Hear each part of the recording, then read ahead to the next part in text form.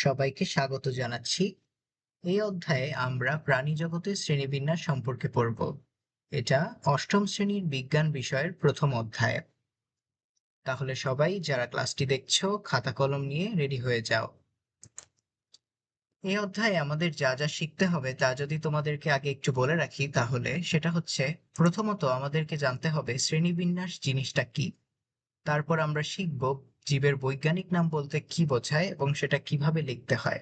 শ্রেণীবিন্যাস এবং বৈজ্ঞানিক নাম সম্পর্কে জানার পরে আমাদের শ্রেণীবিন্যাসের উপকারিতা জানতে হবে। তাহলে আমাদের শ্রেণীবিন্যাস সম্পর্কে একটা ভালো পরিচয় আমরা লাভ করতে পারবো। এরপর আমরা প্রাণীজগতের শ্রেণীবিন্যাস করব, যেটা এই অধ্যায়ের মুখ্য বিষয়। এবং প্রাণীজগতের শ্রেণীবিন্যাস করতে গিয়ে আমরা প্রধান প্রাণী পর্বগুলোর নাম, বৈশিষ্ট্য এবং উদাহরণ জানব। অর্থাৎ পরিফেরা থেকে করডাটা পর্যন্ত প্রত্যেকটি প্রাণী পর্বের নাম, বৈশিষ্ট্য এবং উদাহরণ। তো এই অধ্যায়টি আমরা তিনটা ভাগে ভাগ করে পড়ার সিদ্ধান্ত নিয়েছি। প্রথমত আমরা শ্রেণীবিন্যাস সম্পর্কে যা যা জানার আছে সবকিছু একটা ভিডিওতে আলোচনা করব।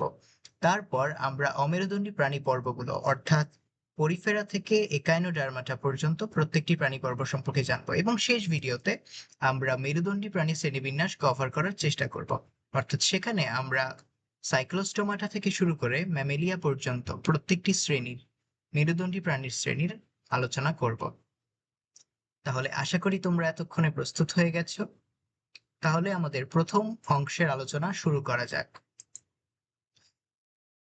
প্রাণী জগতের শ্রেণীবিন্যাস বুঝতে হলে আমাদেরকে সবার আগে একটি বিষয় ক্লিয়ার করে নিতে হবে, যে প্রাণী কারা। প্রশ্নটি খুব সহজ বলে মনে হতে পারে, কিন্তু এক্স্যাক্টলি আমরা কোন ধরনের জীবকে প্রাণী হিসাবে জানি সেটা অনেকের কাছে স্পষ্ট নয়। সাধারণভাবে আমরা জানি যেসব জীব চলতে পারে, খাদ্য গ্রহণ করে, শ্বাস প্রশ্বাসের মাধ্যমে অক্সিজেন গ্রহণ করে, তাদেরকে আমরা প্রাণী বলি। প্রাণীর বিপরীতে আমরা কি জানি? প্রাণীর বিপরীতে অন্যান্য জীবের মধ্যে রয়েছে উদ্ভিদ। বিজ্ঞানীরা প্রাচীনকাল থেকেই এই পৃথিবীতে যত জীব আছে সেগুলোকে উদ্ভিদ আর প্রাণী এই দুইটা ভাগে ভাগ করার চেষ্টা করতেন। কিন্তু যত বিজ্ঞান উন্নতি লাভ করতে থাকলো, তত এই উদ্ভিদ প্রাণীর বিভেদটা আমাদের কাছে ঝাপসা হতে শুরু করে। অর্থাৎ আমরা ব্যাকটেরিয়া আবিষ্কার করি এবং সেটা দেখে আমাদের মধ্যে একটি বিভ্রান্তিকর পরিস্থিতি সৃষ্টি হয় যে ব্যাকটেরিয়া কি উদ্ভিদ না প্রাণী। আমরা প্রোটিস্টা গুলো আবিষ্কার করি, এককোষী সুকেন্দ্রিক কোষ বিশিষ্ট প্রাণীগুলো। সেগুলো কোথায় যাবে? সেগুলো কি আদৌ প্রাণী নাকি সেগুলো উদ্ভিদ? তাই তোমরা বুঝতে পারছো, উদ্ভিদ এবং প্রাণী দুটি বিষয় আমরা দৈনন্দিন জীবনে যতটা সহজে ব্যবহার করি, বিজ্ঞানের দৃষ্টিতে এগুলোর মধ্যে সুনির্দিষ্ট পার্থক্য রয়েছে, এবং এদেরকে সংজ্ঞায়িত করতে হলে আমাদের সঠিক বৈজ্ঞানিক পন্থা অবলম্বন করতে হবে। প্রাণীর সঠিক সংজ্ঞা হলো, তোমরা দেখতে পাচ্ছ, প্রকৃতপক্ষে প্রাণী তাদেরকে বলা হয় যারা পঞ্চরাজ্য শ্রেণীবিন্যাসের অর্থাৎ মার্গুলিস এবং হুইটেকারের শ্রেণীবিন্যাসের অ্যানিমেলিয়া রাজ্যের প্রাণী। তোমরা নিশ্চয়ই আগের ক্লাসে মার্গুলিস এবং হুইটেকারের পঞ্চরাজ্য শ্রেণীবিন্যাসটা পড়েছ। না পড়ে থাকলে একটু রিভাইজ করা যাক। বিজ্ঞানী মার্গুলিস এবং হুইটেকার সম্পূর্ণ জীব জগৎকে পাঁচটি রাজ্যে ভাগ করেছিলেন। সেগুলো হলো মনেরা প্রোটিস্টা, ফানজাই প্ল্যান্টি, অ্যানিমেলিয়া। এদের মধ্যে মনেরা রাজ্যে তোমরা জানো এখানে ব্যাকটেরিয়া গুলো আছে। এগুলো এককোষী, এদের নিউক্লিয়াস নেই। এবং দ্বিতীয় ভাগে আছে প্রোটিস্টা। এরাও এককোষী, তবে এদের সুগঠিত নিউক্লিয়াস আছে। মনেরা এবং প্রোটিস্টা উভয় এককোষী, কিন্তু পরের তিনটি রাজ্য বহুকোষী প্রাণীদের, প্রাণী নয় বহুকোষী জীবের। প্রাণী বলতে আমরা শুধুমাত্র অ্যানিমেলিয়া রাজ্যটাকে বুঝি। এছাড়াও বহুকোষী জীবের মধ্যে কি কি আছে আমাদের? ফানজাই এবং প্ল্যান্টি। ফানজাইতে রয়েছে সকল ছত্রাক, প্ল্যান্টিতে রয়েছে সকল উদ্ভিদ এবং অ্যানিমেলিয়াতে সকল প্রাণী। আমাদের এই অধ্যায়ের আলোচনা কিন্তু অ্যানিমেলিয়া রাজ্যকে ঘিরেই হবে। তাহলে প্রাণীর জগৎ বলতে আমরা কি বুঝি? এটা একটি রাজ্য।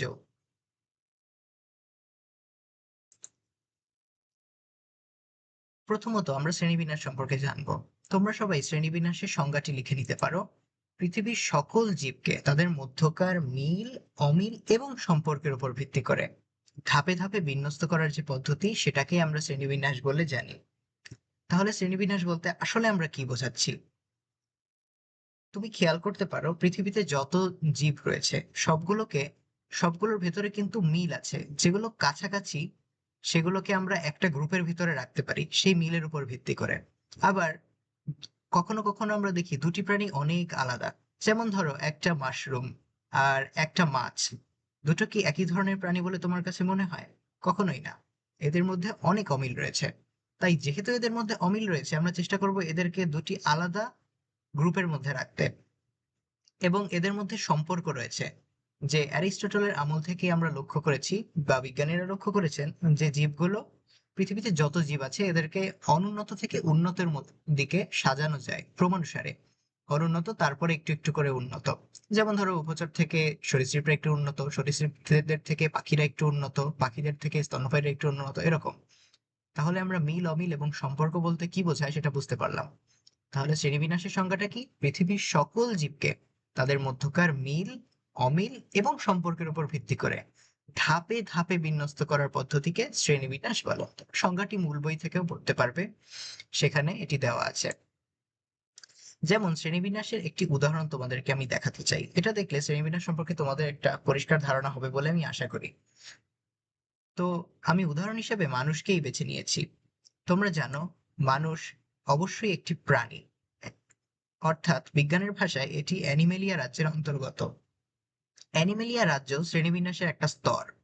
এই স্তরটি হচ্ছে রাজ্য, এবং রাজ্যটির নাম হচ্ছে অ্যানিমেলিয়া। প্রত্যেকটা রাজ্যকে আমরা অনেকগুলো পর্বে বিভক্ত করে থাকি। তো মানুষ কর্ডাটা পর্বের অন্তর্গত, যেটা তোমরা এই অধ্যায় পড়তে গিয়েই একটু পরে জানতে পারবে। কর্ডাটা পর্বটিকে আবার অনেকগুলো শ্রেণীতে ভাগ করা হয়েছে, তার একটি হচ্ছে ম্যামেলিয়া। মানুষ ম্যামেলিয়া শ্রেণীর অন্তর্গত। এবং রাজ্য পর্ব শ্রেণী, এই তিনটি ধাপই কিন্তু শ্রেণীবিন্যাসের সব কটা নয়। এরপরেও শ্রেণীবিন্যাসে আরো কয়টা ধাপ রয়েছে, সেগুলি হচ্ছে বর্গ, গোত্র, গণ এবং প্রজাতি। তো আমাদের যে বিষয়টা এরপরে সবচেয়ে বেশি খেয়াল রাখতে হবে সেটা হচ্ছে প্রজাতি। তোমরা শ্রেণীবিন্যাসের উদাহরণটা থেকে দুটো জিনিস মনে রাখবে। রাজ্য হলো শ্রেণীবিন্যাসের সর্বোচ্চ ধাপ, এবং প্রজাতি হচ্ছে শ্রেণীবিন্যাসের সর্বনিম্ন ধাপ, সবার নিচের ধাপ। আমাদের সিলেবাসে রাজ্য এবং পর্ব এবং শ্রেণী সম্পর্কে কিছুটা আলোচনা আছে। বর্গ, গোত্র, গণ তোমাদের ক্লাসে সত্যি কথা বলতে তেমন জরুরি নয়, এবং প্রজাতিটা আমাদের কাছে কিন্তু জরুরি। এবার আমি তোমাদেরকে একটু প্রজাতির বিষয়টা ভালো মতো বোঝাতে চাই। তোমরা একটু লক্ষ্য করলে দেখবে শ্রেণীবিন্যাসের যে বাকি ধাপগুলো, রাজ্য, পর্ব, শ্রেণী, বর্গ, গোত্র, গণ, এদের তুলনায় প্রজাতিটা একটু আলাদা। আমরা যখন প্রজাতি লিখি এটাকে দুটো শব্দে লিখি। আবার খেয়াল করলে দেখবে প্রজাতির ঠিক আগের ধাপটার নাম হচ্ছে গণ। গণ এবং প্রজাতির প্রথম শব্দটা, আসলে প্রজাতির প্রথম শব্দটা আর গণের নাম একদম সেম। কিন্তু প্রজাতির নামের ভিতরে শুধু গণনাম ছাড়াও আরো একটা অতিরিক্ত শব্দ বা পদ আছে। অর্থাৎ আমি যেটা বলতে চাচ্ছি, প্রজাতির নাম আমরা দুই শব্দে লিখি। এবং তোমরা হয়তো অনেকেই জানো, হোমোসেপিয়েন্স অর্থাৎ মানুষের যে প্রজাতির নামটা আমি লিখেছি, এটা হচ্ছে মানুষের বৈজ্ঞানিক নাম। অর্থাৎ বৈজ্ঞানিক নাম কি একটু পরে আমরা সেটা জানতে পারবো। তবে তোমরা এতটুকু বুঝতে পারবে যে মানুষের বৈজ্ঞানিক নামটাকে আমরা দুই শব্দে লিখি। এবং দুই শব্দে লেখার যে রীতিটা বিজ্ঞানীরা ব্যবহার করে থাকেন, এই রীতিটা, এই প্রচলনটা দ্বিপদ নামকরণ বা বাইনোমিয়াল নোমেনক্লেচার নামে পরিচিত। আচ্ছা, তাহলে তোমরা এই উদাহরণটা থেকে আরো একটা জিনিস জানতে পেরেছো ইতোমধ্যে, সেটা হলো রাজ্য, পর্ব, শ্রেণী, বর্গ, গোত্র, গণ, প্রজাতি। রাজ্য, পর্ব, শ্রেণী, বর্গ, গোত্র, গণ, প্রজাতি, এইগুলো শ্রেণীবিন্যাসের এক একটা ধাপ। শ্রেণীবিন্যাসের ধাপগুলো তোমাদেরকে অবশ্যই শিখে নিতে হবে। তোমরা দেখতেই পাচ্ছ এদের ভেতরে একটা নিজস্ব ছন্দ আছে। তোমরা যদি কয়েকবার এটাকে জোরে জোরে পড়ো, তাহলে আমার মনে হয় না তোমার এটা কখনো ভুলে যাওয়ার সম্ভাবনা আছে। শ্রেণীবিন্যাসের ধাপগুলো তাহলে কি? রাজ্য, পর্ব, শ্রেণী, বর্গ, গোত্র, গণ, প্রজাতি। এর ভেতরে সবচেয়ে বড় ধাপ, সবার উপরের ধাপ, সর্বোচ্চ ধাপ হলো রাজ্য, এবং সর্বনিম্ন ধাপ, সবার শেষের ধাপ, সবচেয়ে ছোট ধাপ হচ্ছে প্রজাতি। এরপর আমরা আরো দুটো বিষয় সম্পর্কে, আমরা ইতিমধ্যে সেটা জেনে ফেলেছি, এখন জাস্ট সংজ্ঞাগুলো তোমাদেরকে দেখাবো। সেটা হচ্ছে বৈজ্ঞানিক নামকরণ। বৈজ্ঞানিক নামকরণ কি? তোমরা চাইলে সংজ্ঞাটা লিখে নিতে পারো, এবং আমার মনে হয় সেটা লিখে নেওয়াই উচিত হবে। আন্তর্জাতিকভাবে স্বীকৃত নিয়ম কানুন মেনে, এবং নিয়ম কানুনগুলো একটু পরে আমরা শিখবো, প্রতিটি জীবকে নামকরণের মাধ্যমে এককভাবে শনাক্ত করার পদ্ধতিকে বৈজ্ঞানিক নামকরণ বলে। এখানে যে কথাটা তোমাদেরকে বুঝতে হবে সেটা হচ্ছে এককভাবে শনাক্ত করা বলতে কি বোঝায়। এককভাবে শনাক্ত করার অর্থ হলো, মনে করো এই পৃথিবীতে অনেক ব্যাঙ আছে, অনেক প্রজাতির ব্যাঙ, তাই না? বুনো ব্যাঙ, সোনা ব্যাঙ, আরো অনেক রকম ব্যাঙ। কিন্তু পৃথিবীতে ঠিক কয় প্রকার ব্যাঙ আছে? তুমি যখন তোমার গ্রামের বাড়িতে বা কোনো একটা পরিচিত এলাকায় তুমি যখন একটা ব্যাঙ দেখতে পাও, তোমার যদি জানার ইচ্ছে জাগে এই ঠিক এই ব্যাঙটার এটা কি প্রজাতির ব্যাঙ, তখন তুমি যে কাজটা আসলে করতে চাচ্ছ সেটা হচ্ছে ওই প্রজাতিটাকে এককভাবে শনাক্ত করা, সেটাকে এককভাবে মার্ক করতে পারা, এটার প্রজাতিটা এককভাবে চিহ্নিত করতে পারা। তো এই এককভাবে শনাক্ত করার জন্য বিজ্ঞানীরা যে পদ্ধতি ব্যবহার করেন, এবং অবশ্যই সেটা আন্তর্জাতিক নিয়ম মেনেই করতে হবে, সেটাকে আমরা বৈজ্ঞানিক নামকরণ বলি।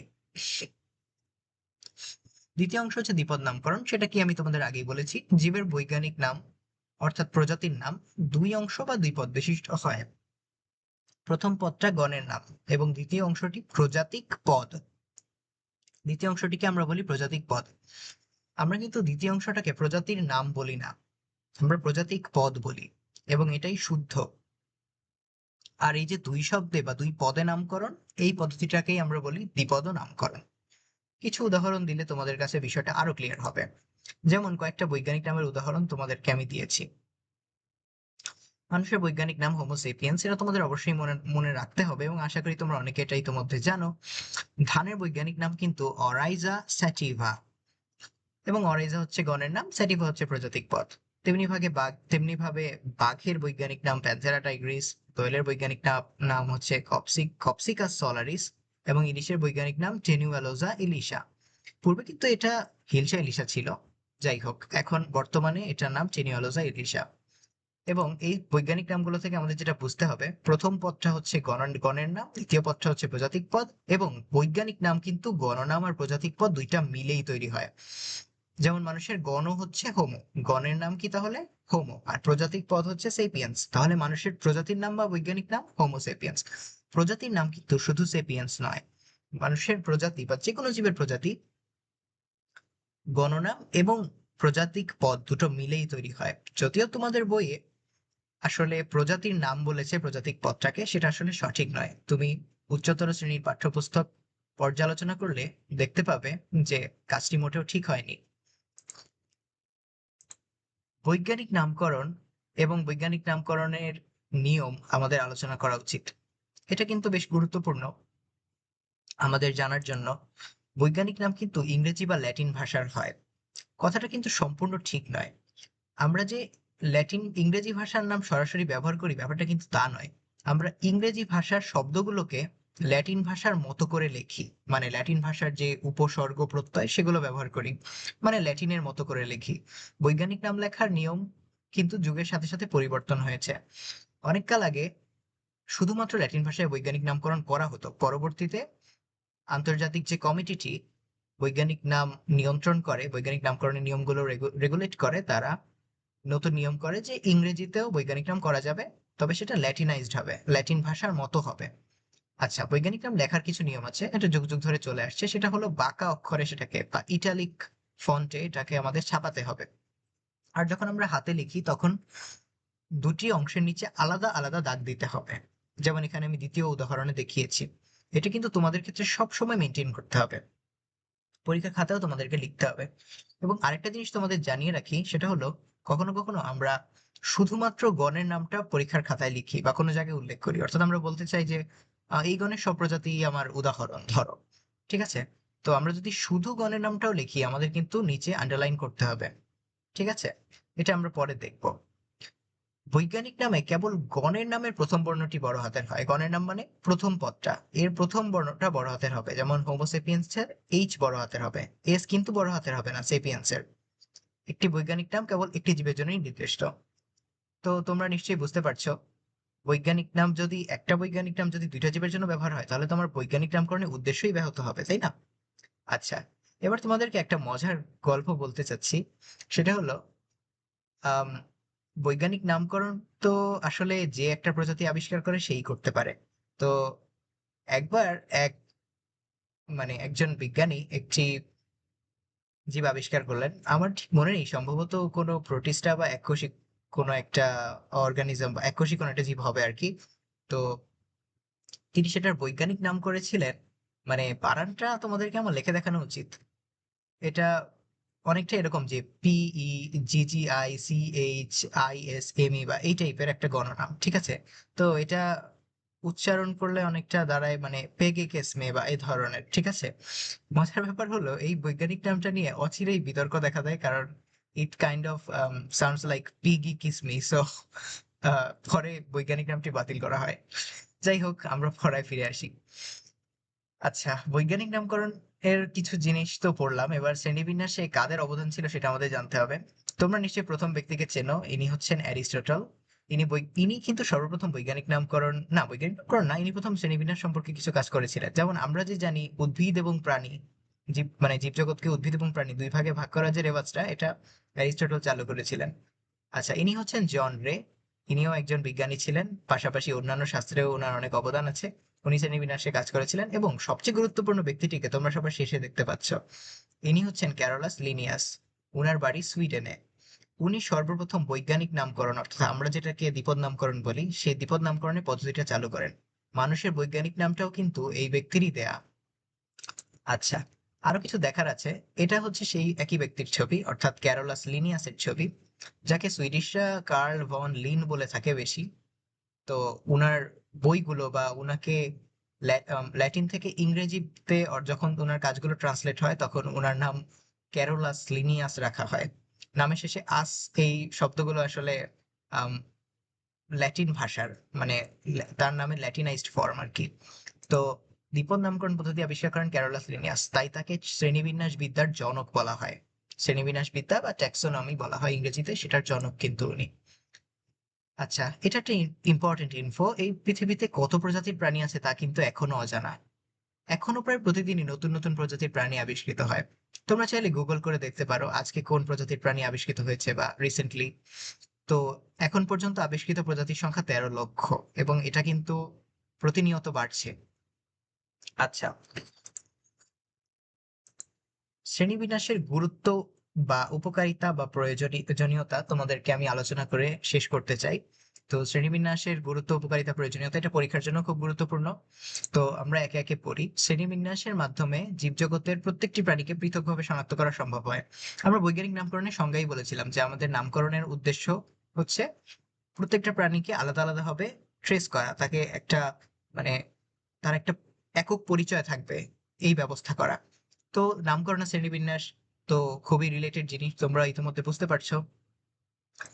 এরপরে আছে বিজ্ঞানসম্মত উপায়ে সহজে এবং কম সময়ে পৃথিবীর সকল প্রাণী সম্পর্কে জ্ঞান লাভ করা। এটা শ্রেণীবিন্যাসের মূল সবচেয়ে গুরুত্বপূর্ণ উপকারিতা বলে আমার কাছে মনে হয়। তো এই জিনিসটা তোমরা ভালো ফিল করতে পারবে যখন আমরা এই অধ্যায়ে আরো সামনে আগাবো। তো আমরা খুব কম সময়ে সম্পূর্ণ প্রাণী জগৎ সম্পর্কে একটা আইডিয়া নিতে পারবো। যেমন ধরো, আমরা যদি বলি প্রাণীদের শ্রেণীগুলো হচ্ছে মাছ, উভচর, সরীসৃপ, তারপরে হচ্ছে আম পাখি, স্তন্যপায়ী, তাহলে কি হয়, আমাদের সম্পূর্ণ প্রাণীজগৎ সম্পর্কে একটা মোটামুটি আইডিয়া এসে যায়। এটাই মূলত আমরা শ্রেণীবিন্যাসের মাধ্যমে করার চেষ্টা করি। নতুন প্রজাতি শনাক্তকরণে শ্রেণীবিন্যাস অপরিহার্য। আমরা যখন একটা নতুন প্রজাতির প্রাণী সামনে পাই, তখন আমাদের প্রথম টার্গেট থাকে যে এটা আমাদের পরিচিত কোন শ্রেণীতে পড়ে, প্রাণীটা কার সাথে মিল আছে। তখন আমরা নতুন প্রজাতি শনাক্তকরণে শ্রেণীবিন্যাসের জ্ঞানগুলোই কিন্তু ব্যবহার করি। জীবের মধ্যে পারস্পরিক সম্পর্কের তথ্য উপাত্ত জানা যায়। তো তোমরা হয়তোবা জানো অথবা নাও জানতে পারো, সেটা হলো যে বিজ্ঞানের একটা শাখা আছে, এটাকে আমরা বলি জাতিজনী বা ফাইলোজেনি। এই শাখাটায় আমরা আলোচনা করি বিভিন্ন জীবের ভিতরে যে পারস্পরিক সম্পর্ক। যেমন আমরা বলে থাকি যে উভচরের থেকে সরীসৃপ তুলনামূলক উন্নত প্রাণী। তো এদের মধ্যে সম্পর্কটা কি, তুলনামূলক উন্নত অনুন্নতর সম্পর্ক। প্রাণীগুলোর মধ্যে ধীরে ধীরে যে পরিবর্তন হচ্ছে সেটাও কিন্তু আমরা শ্রেণীবিন্যাসের মাধ্যমে জানতে পারি। প্রাণী সম্পর্কে সামগ্রিক এবং পরিপূর্ণ জ্ঞান লাভ করাই মূলত শ্রেণীবিন্যাসের উদ্দেশ্য। তাহলে এর মাধ্যমে আমরা প্রাণী জগতের শ্রেণীবিন্যাস সম্পর্কে একটা বিস্তারিত আলোচনা লাভ করলাম। তোমরা প্রাণী জগতের শ্রেণীবিন্যাসের ক্ষেত্রে শ্রেণীবিন্যাস, বৈজ্ঞানিক নামকরণ, দ্বিপদ নামকরণ, এই সংজ্ঞাগুলো এবং শ্রেণীবিন্যাসের গুরুত্ব, উপকারিতা, এই বিষয়গুলো গুরুত্বের সাথে পড়াশোনা করবে, এবং মেইন বইটি অবশ্যই গুরুত্বের সাথে পড়বে এবং দাগিয়ে দাগিয়ে পড়বে। এবং আমি আশা করছি এই অধ্যায়টি আমরা শীঘ্রই, শীঘ্রই নয়, সাথে সাথেই পরবর্তী দুটি ভিডিওর মাধ্যমে শেষ করে দেব। সবাইকে অনেক ধন্যবাদ।